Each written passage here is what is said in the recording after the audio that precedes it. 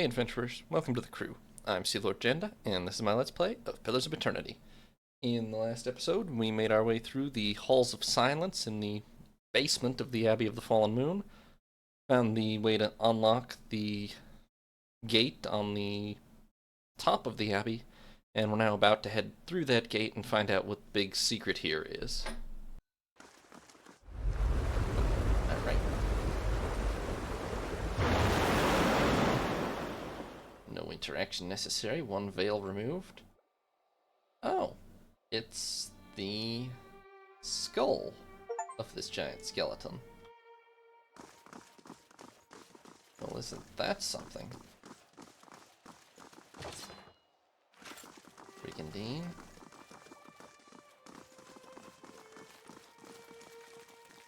Hold on, obviously we need to approach the skull, but just let me take a look at what's back here and all that. Door. Back into the Halls of Presence? Oh, this would be the one that comes out behind the abbot's quarters, yeah. I used to have this big hound, I could dig for bones. Well, he'd be real excited right about now. Yeah, I'm sure he would, Ader. The structure behind this giant ribcage appears to have been built around it. Yeah. Judging by the distance to the nearby skull, a tremendous force severed this vertebrae from the rest of its giant body. The cracks on this jawbone suggest a forceful blow separated it from its skull. Somebody killed this enormous body. Where the hell does this door lead? And that. Oh, scale and sapphire. The strange crystal formations of this rock, intact even after their collision against the thick bones of this giant skull, seem to radiate with warmth of their own. Okay, so there's a giant rock impaling this skull in the eye. This is an absolute... I mean, this is obviously a real skeleton, and it is absolutely massive. Like, castle, palace, abbey sized.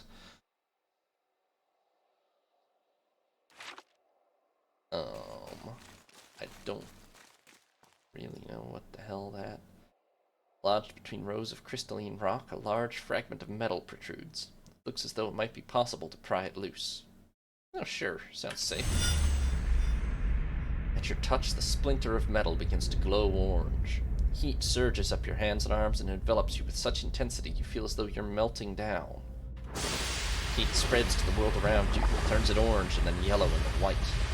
Ground, the sky, everything around you drips in molten globs and begins to take shape beneath you as if in an invisible mold.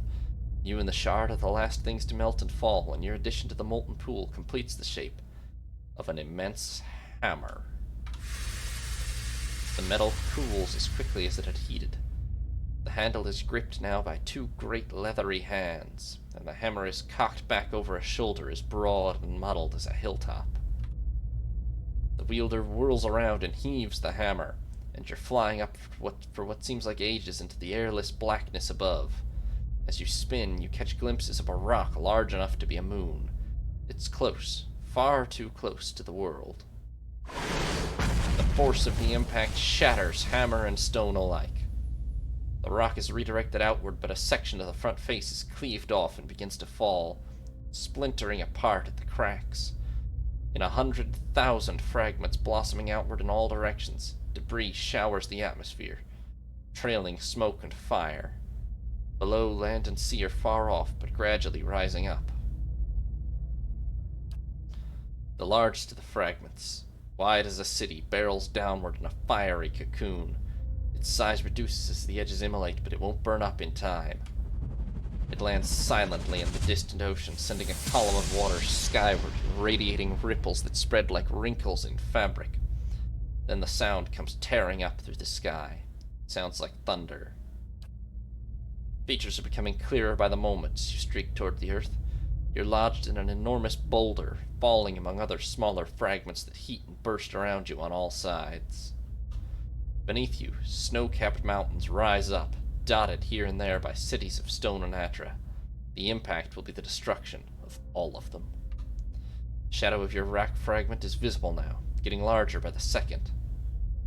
You're moments away from striking the ground when a massive shape throws itself into your path. The last thing you hear sounds like another rumbling impact, but that isn't what it is.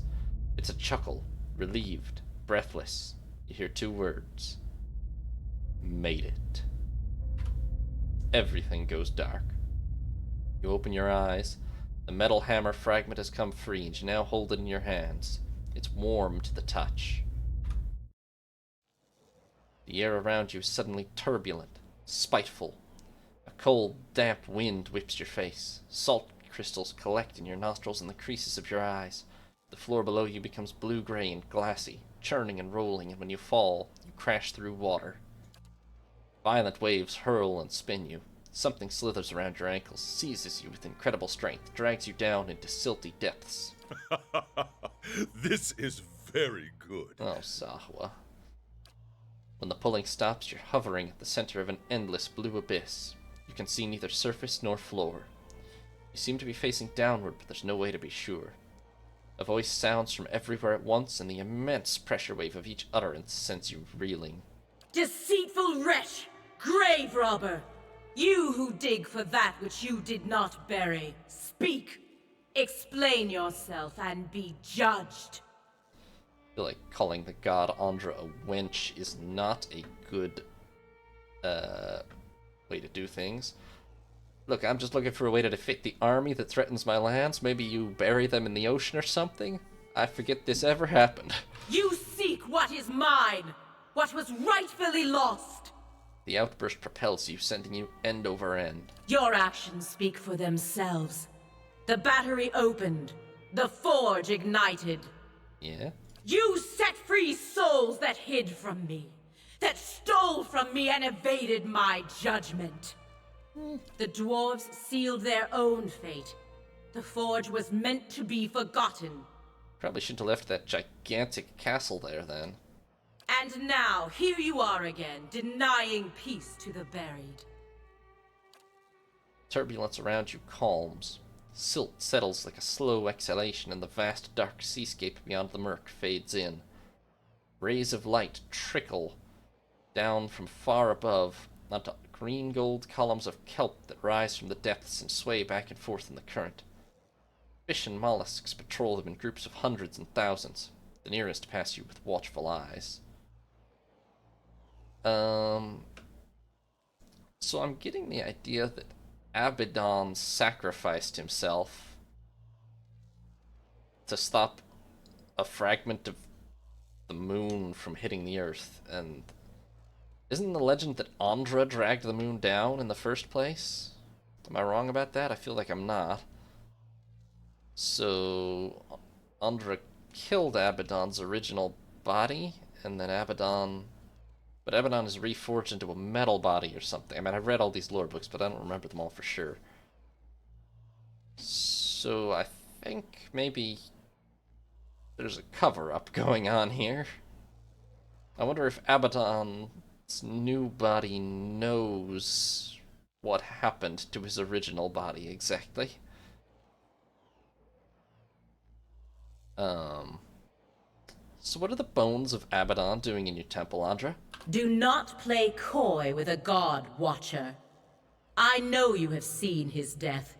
I feel it whenever a forgotten thing is taken from me. I have seen his death, but I'm not quite clear why your temple is around it. Abydon did not deserve to die here. This place, it was the least I could do to give his remains some privacy. And why was it the least you could do, Andra? The least I could do for ending his life. Ah, well, called that one. Light drains from your surroundings. The kelp forest becomes a copse of black tendrils, stark and twisted as regret. I called the moon down to me, Ioni brother. It was against his wishes. He would not listen to reason, would not listen to me. So he shattered the moon, and then sacrificed himself to stop the fragments. Gotcha. In his madness, he splintered the moon. But it was not enough. The greatest of the fragments still fell toward that which he would protect. In the end, he took position where it would fall, and absorbed the impact himself. kind of make it sound like you were the sane one here. You tried to fuck a moon, Andra. The other gods knew what had to be done, but they lacked the will to go through with it. Even gods have their attachments. I don't think that's actually what happened, but the original legend does say she was in love with the moon or something, and that's why she called it down to her. I think it's actually because she was trying to wipe out the human race, or, well, the various sentient races. To erase all knowledge of such a grand thing required unthinkable devastation. The Eastern Reach, Deadfire. Mine was the only solution. Probably trying to wipe out the Ongwithans, actually. When I called down Ioni Brother, they remained silent. Even Abydon. He knew it was for the best. Apparently he decided otherwise. But he tried to stop it all the same. Perhaps deep down I knew he would. I should have expected it. I could have stopped it. Okay, so why the temple and all the secrecy? That time has been forgotten now. And so his death belongs to me. Everything he was before the impact. I mean, you killed a god. Surely the other gods would know. And... no, I kind of guessed this. She's covering it up from Abydon, I think. Current surges through the kelp bed, pushing each plant sideways like saplings in a hurricane and propelling you backward amidst a torrent of wayward fish. No! He cannot know! He must never know! Understand, he was not always as he is now. His body was not all he left behind. Yeah? He was devoted to progress and industry from the beginning. But so too was he devoted to preservation. Yeah, Andra doesn't like preservation, but there's... In those times, he would let nothing go. Nothing could be forgotten. His will was iron long before his body.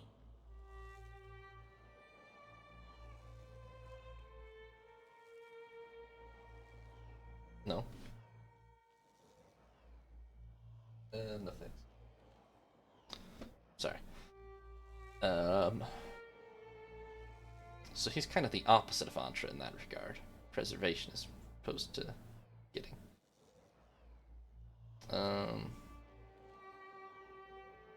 What was it he was trying to preserve, Andra? Time has finished much of what I started. I cannot tell you that, mortal, for fear of undoing all its costly work. So that's why he opposed you? We agreed long ago, all of us, not to alter the course of Kith's civilization. Not directly. Not unless there were no other choice. But in this matter, there was no other choice.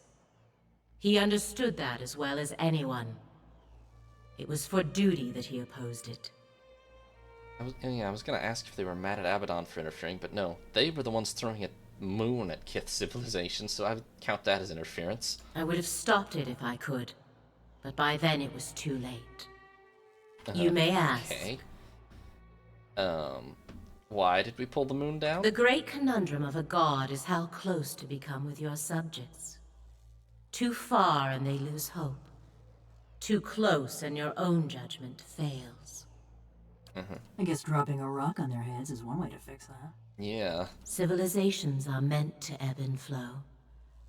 Allow them to persist for too long in power or knowledge, and you invite catastrophe. Yeah, all I'm getting is that the Ongwithans were getting a little too close to matching the power of the gods for the gods' liking here. There was a time when we let our sympathies get the better of us. When memories were allowed to persist that should have been washed away. The other gods could not be moved to act. I did what had to be done without them. The Ongwithans. I speak of what is forgotten. I failed that day, but my purpose was achieved in the end. Yeah, that's true. They got pretty wiped out. I will not dredge up the memory to satisfy idle curiosity. Okay. Why is the White Forge meant to be forgotten? It was never meant for mortal use. Such power, such truths lie within it. It can bring only ruin. I can actually see the argument that we probably can't handle the forge of a literal god, but hasn't blown up so far, so... When the Pargrunin came to the White March, they were peaceful. They shared common beliefs and purpose. Their visions for the Forge tore them apart. You have seen this for yourself. Yes and no. I mean, it's not that it was godlike exactly that tore them apart. It was just greed. They would have destroyed themselves in the end. And they didn't actually destroy themselves either, you did. How convenient that we'll never know. You need only look to the history of your own civilization for assurance. How many wars, how many fallen empires might have been averted if only their leaders could forget the objects of their ambition? This is not a very non-interventionist line of argument for somebody sworn not to intervene, Andra. I mourned the loss of the Pargrunen. Misfortune brought them here. They did not deserve to end so soon. Okay. What does it matter if we remember it or not? It's in the past. Memories are the spirits of the past. You of all people should know their sway on the present, Watcher. Yeah, they're ours to bear whether we care to or not. Mortals measure the worth of their lives in memory. Who will remember me? How long until I am forgotten? Memory governs every thought, informs every choice. It can fuel passion, understanding, love.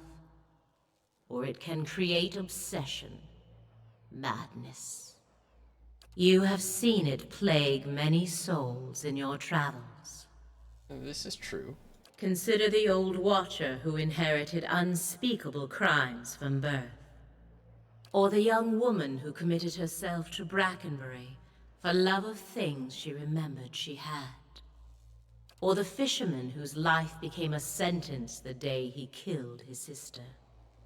Or the Glonfathen boy for whom an old medallion was worth more than all the fruits of his labors. They could be free from their burdens, if only they could forget.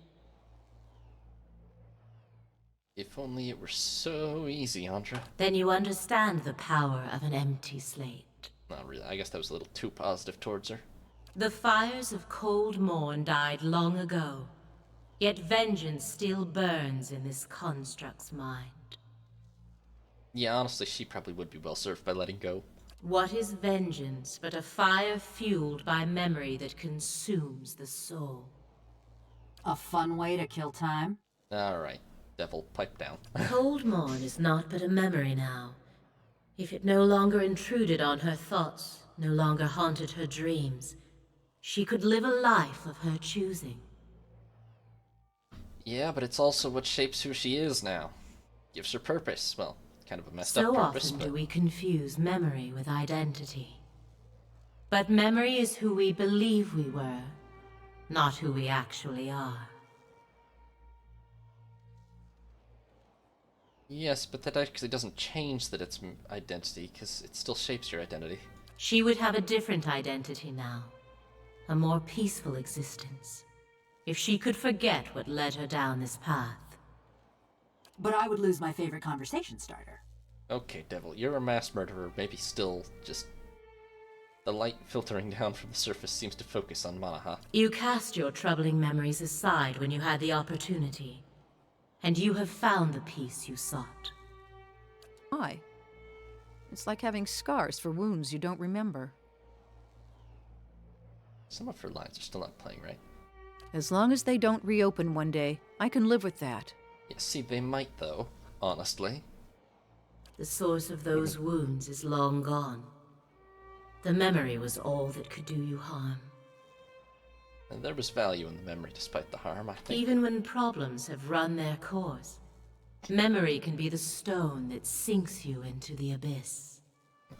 Be that as it may, I must reject your moral paradigm because it engenders an incomplete conception of the good that fails to consider the importance of testing the soul. What the hell does that even mean? Apparently my intellect's not 17. I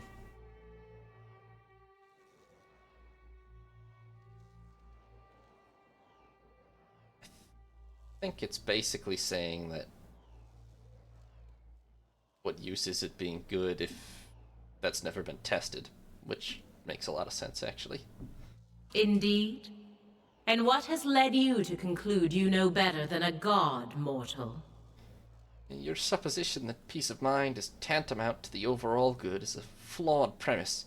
Empirically, we know that struggle and inner turmoil strengthen the soul as often as they strangle it.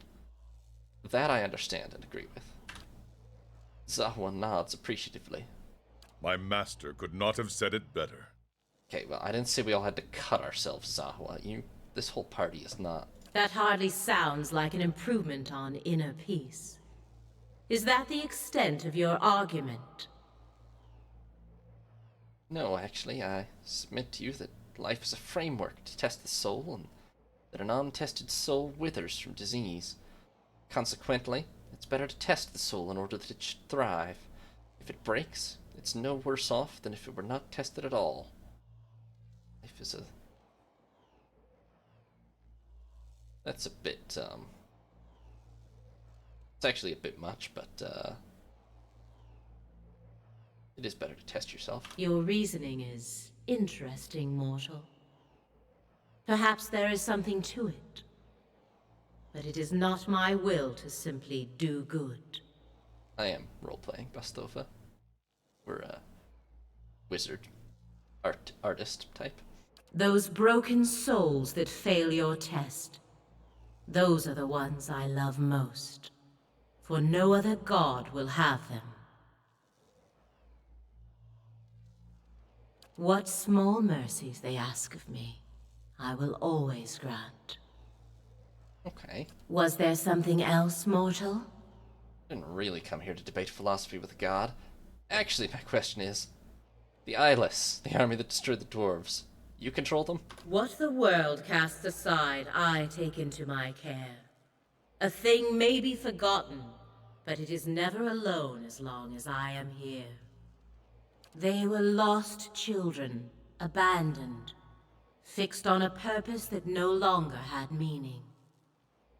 I took them in, gave them new purpose. I did not create them, but yes, they are mine. Well, I saw Abydon forge them, so... They were his once, I won't deny it. He created them as assistants to carry out his work on Eora. Yeah, did you steal them after you killed him? Or... But he has long been the overseer of progress in the world. Leaving things behind has always been his way. I allow him to leave his past in my care, so that it does not hold him back. That's a bit symbiotic, actually. That's not such a bad thing. I suppose we do. But then, the gods have always been able to accomplish far greater things when working together. Nearby, you see a shark pass through a school of fish. The fish scatter, evading the predator. That's supposed to be symbolic. Okay, yeah, well, I got some things to ask about the Eyeless. Speak your mind. Oh, interesting. Giving me the whole truth about these? Careful what you accuse a god of, mortal.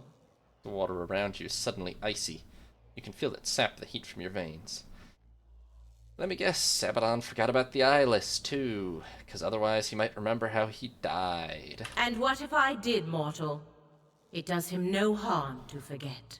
I feel like maybe you're not the best placed person to judge that, considering your enormous conflict of interest, Andra. On the contrary, it lifts a burden.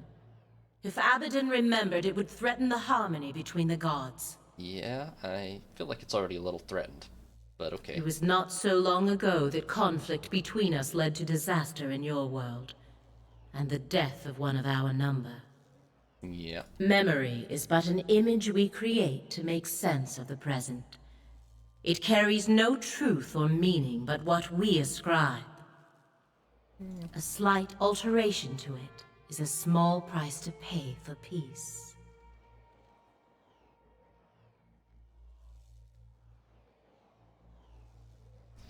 I kind of expected better from a god, Andra. Well, no, I actually didn't, but Memory deceives. It distorts. It reimagines. This is no different. well, it's a bit different, because, you did it externally. The peace between the gods is already fragile. It will not withstand another shock. Speak your mind. Okay, well, what's the new purpose you gave the Eyeless? Some things that are forgotten must never be remembered. Not merely for the benefit of those who forgot, but for the entire world. There can be no second thoughts, no sympathy or stays of execution. The Eyeless were born to fulfill this task, though even their creator did not know it. They are single-minded and relentless. So you use them to kill and destroy everything you want forgotten. Got it. They do not flinch when called upon to do what is necessary. Kith owe them a great debt for the troubles they have hidden away. Yeah, Andra, this conversation has not led me to a favorable opinion of you. You may ask. So on the one hand, you say you had to call down Yoni Brathir, and on the other that you would have stopped it for Abydon. The death of a god is a calamity. You are living in the aftermath of one such death. Surely you can understand. Well, you said sympathy can't get in the way. What about yours for Abydon? He deserved better. Of all the other gods, he was the only one who acted, who held to his convictions. You're the goddess of relentlessness. You must have appreciated that. Yes. I admired him for that. Now we're really getting to the root of the matter. You loved Abydon. The pull and push of the current becomes long and heavy, like a sigh. Whatever he was to me, it was not meant to last. Always our duty is to Eora first. I knew he opposed what I intended, that he would wish to preserve what I meant to destroy. I knew it would cause a rift that might never be mended. Yeah. But I never imagined he'd go so far.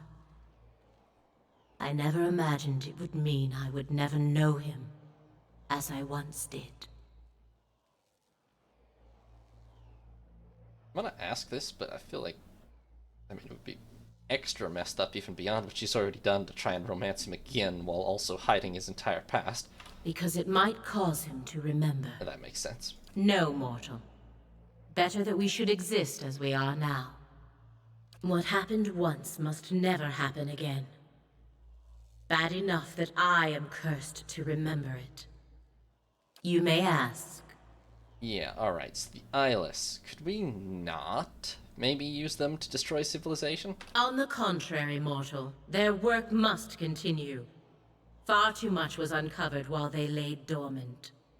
Yeah, they're drawing attention to the things you wanted to stay hidden. I've seen them swarming over the Deerwood in my dreams. Those who know too much of the White Forge will be washed clean from Eora, and then the Eyeless shall rest once more.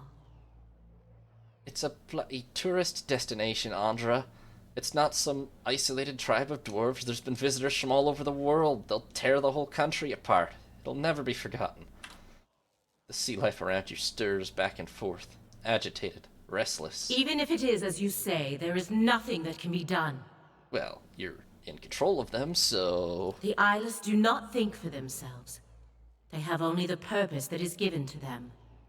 They do not stop until the purpose is fulfilled. Okay. They will not change course now for me or anyone. I am sorry. This was your doing, Andra. You really can't stop them. The interventions of gods seldom work out in anyone's favor. Our touch is too heavy.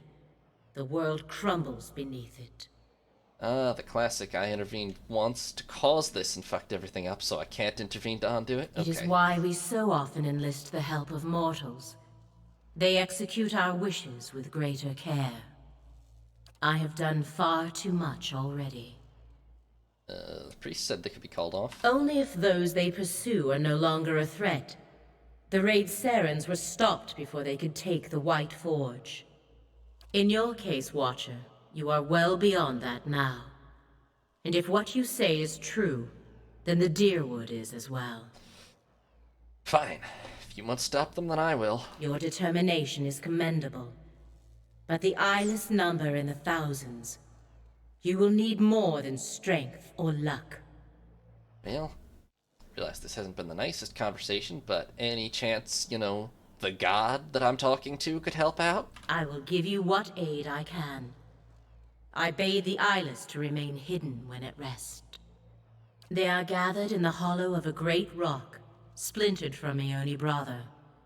It lies in a flooded crater known as Kairin's Scar. Know, too, that they were built to answer the call of their master's hammer. When they hear it strike, they come to its aid. I don't really have Abydon's hammer, but okay. If you were to take that piece of his hammer from here and reshape it in Abydon's forge into a likeness of the original, you might be able to call them to you.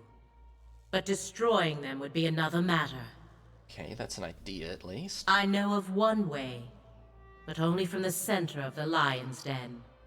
Only with their master's hammer in your service. If you can do all this, if you can reshape what remains of Abydon's hammer and bring it inside their lair, I can instruct you there on what you would need to do. Don't suppose you'd be willing to just tell me now what I would need to do? Nothing I say will make sense until you see it for yourself, mortal. We share a common purpose now. I will see you through it when the time comes. What if I just said, forget this, somebody else can handle it? No, okay, fine. I'll take the pieces of the hammer, I'll remake it in the White Forge, and I'll stop the eyeless before another apocalypse happens. If you do not, be assured, they will come for you as they did for the Pargrunen. An uneasy turbulence disturbs the calm like an unwelcome thought. Careful as you approach the lake. When I claimed the eyeless, I made sure they would not be discovered while they slept. Many of my most devoted followers stand watch there. They will not allow you near. You don't control them either? And there is something far Useless worse. gods. Something more fearsome and dangerous than any eyeless. Let us hope you do not attract its attention. Oh, just casually throw in something more dangerous than the whole eyeless army. What would that be? Place of an answer? A sudden surge in the current from beneath sends you hurtling upward.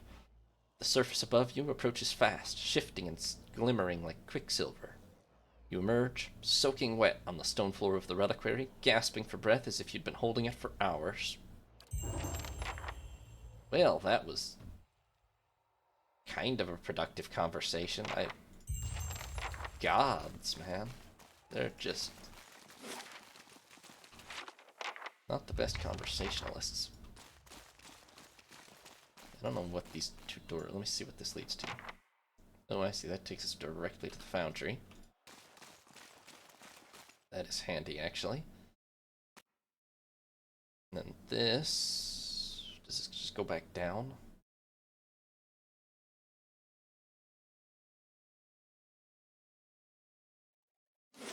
Sure does. Okay, back up. I think we're done here at the Abbey, so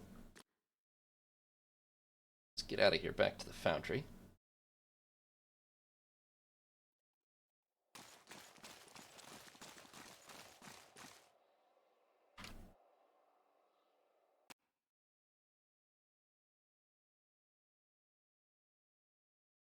Forge ourselves a hammer.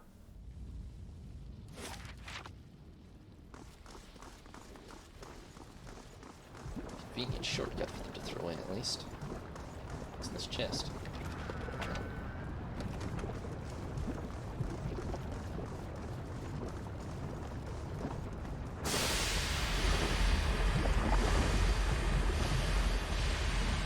Incredible heat ripples upward from the White Forge and laps against your exposed skin. The fragment of Abydon's hammer grows warm in your hands, as if in recognition. It's only a fraction of the size of the original, but there's metal enough to create a hammer fit for a person of your size to wield. In this forge, the fragment could be shaped anew. I don't actually know how to smith, but I'm sure that's not going to be a problem. Call to mind every memory you've witnessed of the great hammer. The images coalesce and take shape in your mind's eye. You know every curve, every engraving.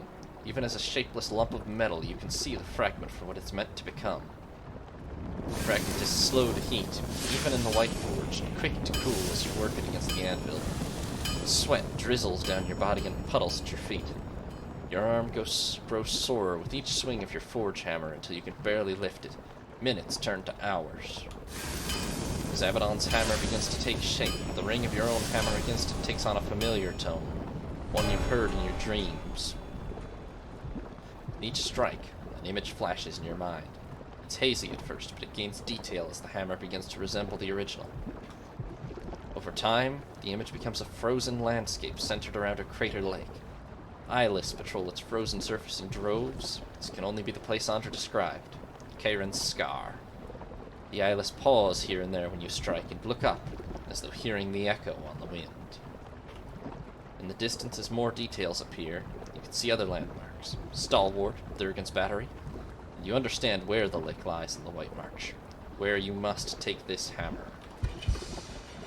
Finally, the careful etching of the last detail with your chisel, the hammer is completed. No sooner do you make the final mark than you feel a pure, radiant energy pulsing from within it like a mechanical heartbeat. There's an indescribable beauty to the shape and the weighting and the design. It feels as if this is the realization of the metal's purpose. You take up the hammer and its power rushes over you in waves. It shakes your body so hard you nearly drop to your knees. The tremor passes, but the surge of power remains. The hair on your arms stands on end. In your hands is a faithful recreation of a divine instrument. Watch where you swing that thing. Alright, I will. Nice hammer.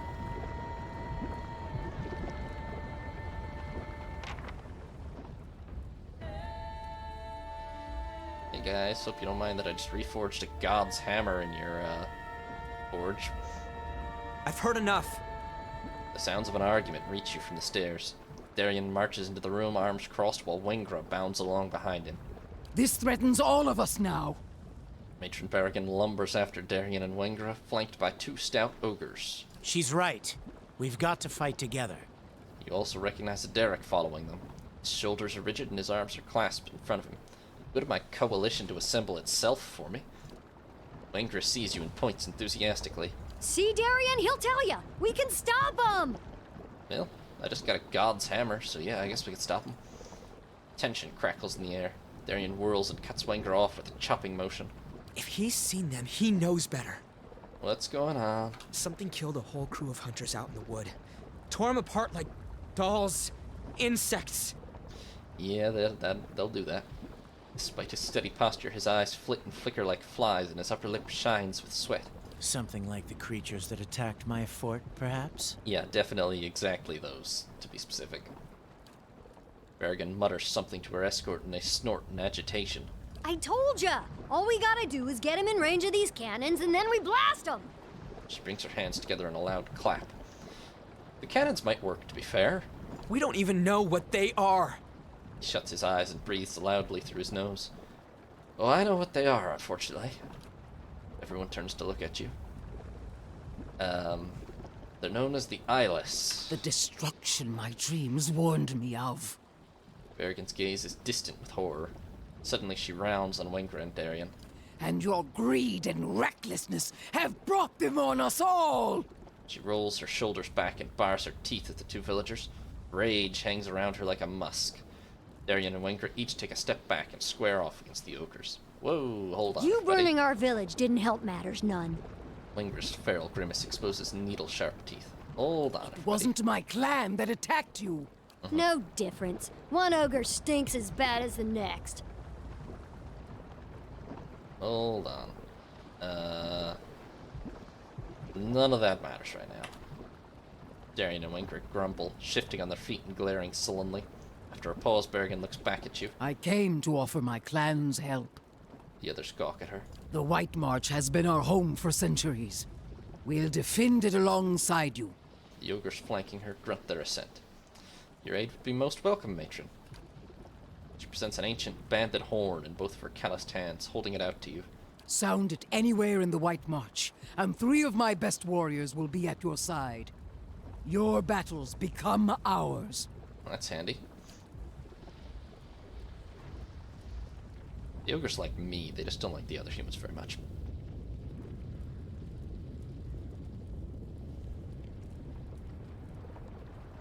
What's your plan for dealing with them exactly? Well, the eyeless are hidden at Kieran's Scar. I'll deal with them there. Wingra and Darian gape at each other in disbelief. That lake's notorious. Folk never come back from that. She breaks off, her eyes suddenly wide. Oh. Yeah, that'd be why. You'll need all the help you can get. I have fewer men to offer than I would like, but the Iron Flail stands ready. Our siege weapons are at your disposal. I think heavy artillery is definitely our best bet. The same ones you threw at the battery's walls? Shut up, Darian. These eyeless will come for us all if they aren't stopped here and now. Forget it. You're not bringing your army into our backyard. He looks to you and nods. What are you nodding at me, buddy? You need to shut up. He's very much bringing his army into our Tell backyard.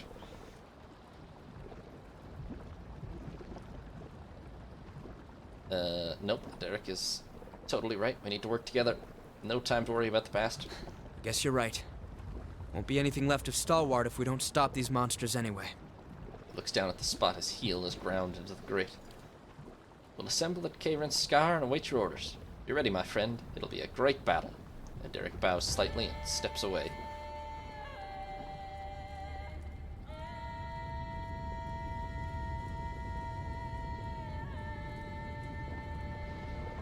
Ahem. An awkward silence follows. Wingford clears her throat noisily. You know, those heavy cannons you fixed might come in handy. She grins, a mischievous twinkle in her eye. Darian starts to groan and she holds up both hands. Hear me out. Kieran's Scar should be just in range for those guns. You just point out your target and I'll do the rest. Now that is handy. If those things are on the move, we don't have much time. No, but I already fixed the guns, so... If you're really gonna stop them, take this. It's the best of the ore we've pulled from Stalwart's mines. He gives you a solemn nod. It's not much, but it's good enough to make the old Pargrunen smiths proud. I'm sorry about what I said before. Just don't take it out on the rest of the village. It's alright, Darian. I mean, you're a bit of an idiot, but it's fine. You mean well, I think. Okay. Drag ogres. And burning pitch trebuchets. And heavy cannon blast. Well, that all sounds nice to have. No? Never saw anyone forge a god's hammer before? Lame. Alright, well from here we can and will travel directly to Kieran's Scar. Let me do level up here. This is the top level, right? Yeah. Let's just grab survival.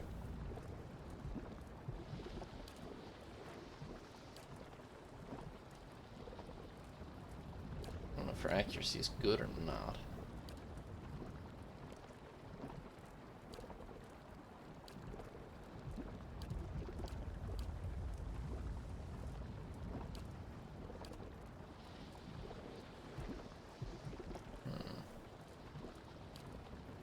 That might be alright.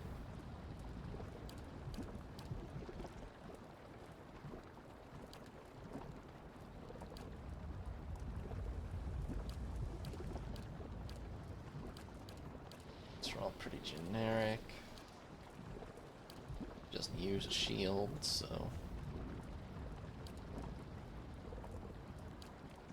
It's damage reduction against random stuff.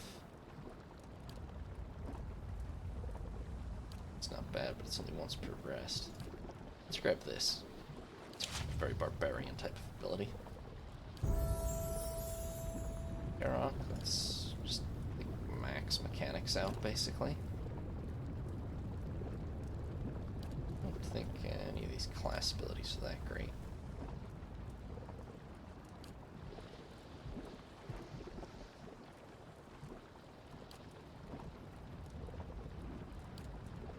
You already have? No, you have. You do have the one that I think you should have, so.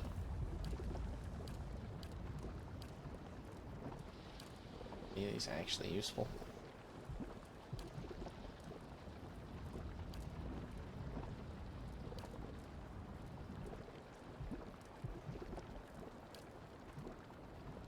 Not really. Scrap interrupts, that might be funny. Oh, it's a, sort of, it's an automata. It's a robot body with the soul of an actual person implanted in it. It's great. And very much a mass murderer, but, you know, don't worry about that too much. It only kills people sometimes. Well, it only kills people I don't want it to kill. Sometimes.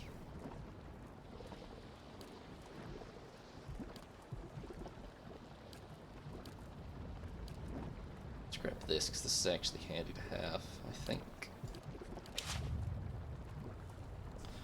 Okay, so... everybody's leveled up and all. I think we're fine to head to Karen's Scar next.